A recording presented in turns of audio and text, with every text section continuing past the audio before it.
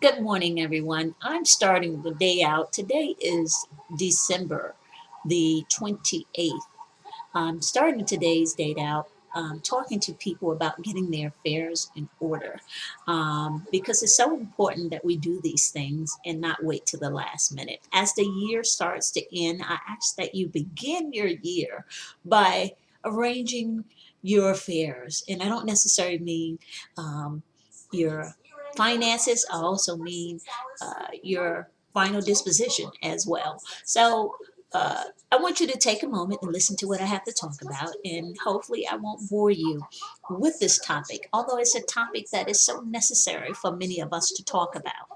We need to talk about how we would like our final disposition to take place and not leave that burden. Not only is it financially sometimes a burden, but it's emotionally a burden to our friends, our family, whoever's left behind to do that. And why do I talk to you about these things? Because I am a funeral director. Um, I am licensed in the state of New Jersey as well as in Georgia. And I deal with families that often come before us that are not prepared for the final disposition. And they often deal with uh, the hearsay. I heard that Social Security will pay. I hear that the veterans are going to pay. And I just want to clear up some of those misconceptions of what people have to understand and realize how that process works. Actually, only in the state of New Jersey, each state varies. In the state of New Jersey, if you are on Medicaid and the family does not have any other funding, they will allow you to. Um, when I say any other funding, meaning an estate or insurance, uh, if you qualify and are approved by Medicaid, they will allow the family to put $1,570, meaning that your total funeral cannot exceed 4340, meaning $4,340.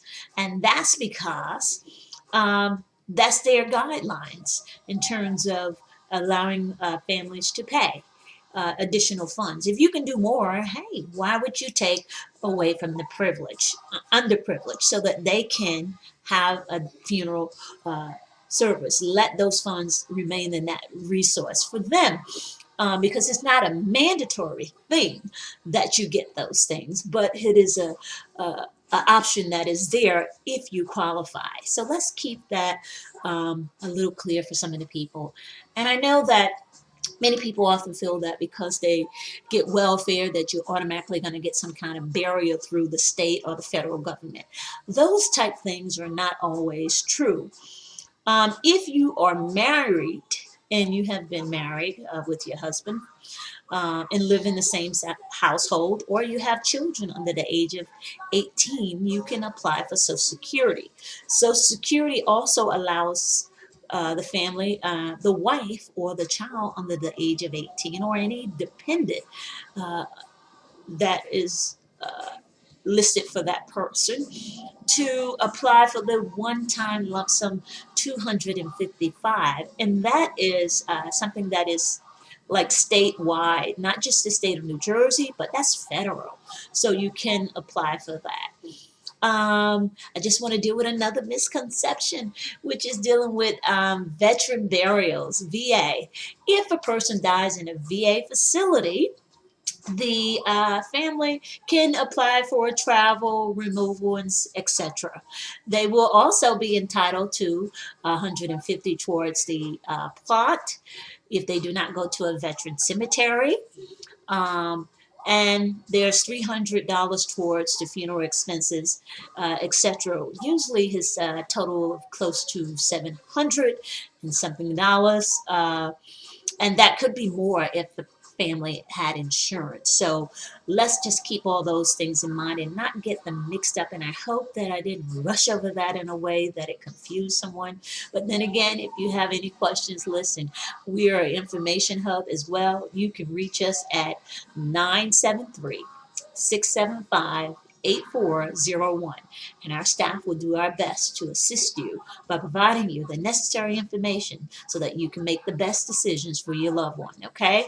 So, and the other misconception is that veteran cemeteries, you have to be an honorable veteran to be buried in a veteran cemetery.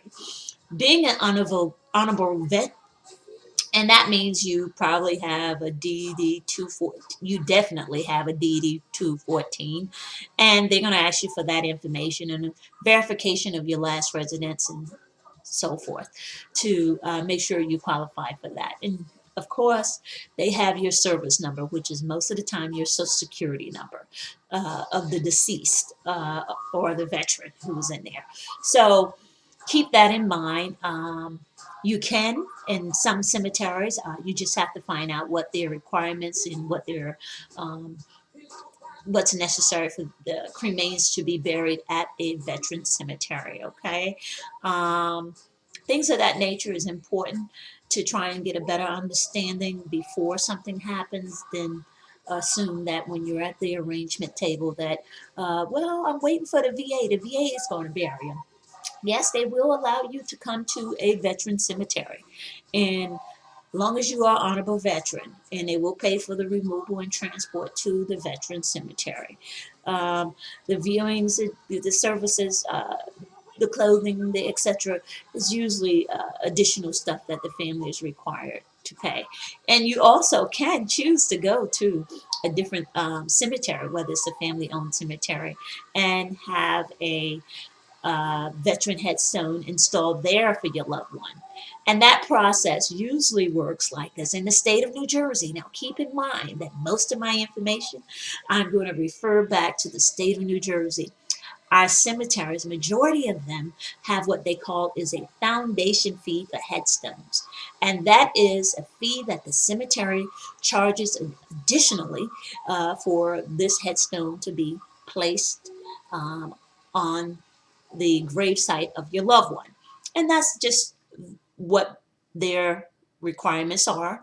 And of course, if you choose that cemetery, you have to abide by that cemetery's rules and regulations.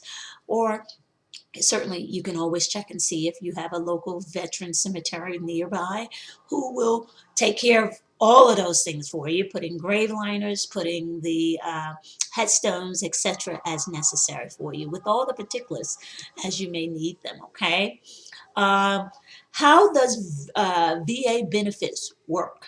Usually the way the VA benefit works, you apply for that, and most of our funeral homes will assist you in doing so. Your funeral director, definitely, he or she will take you through that process.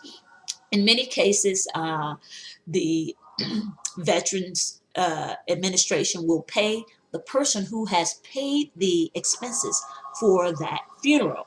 So let's say, for instance, you pay up front to the funeral home, whatever the cost is, then you submit your paperwork to the VA Cemetery Administration for reimbursement. They will send those funds to you.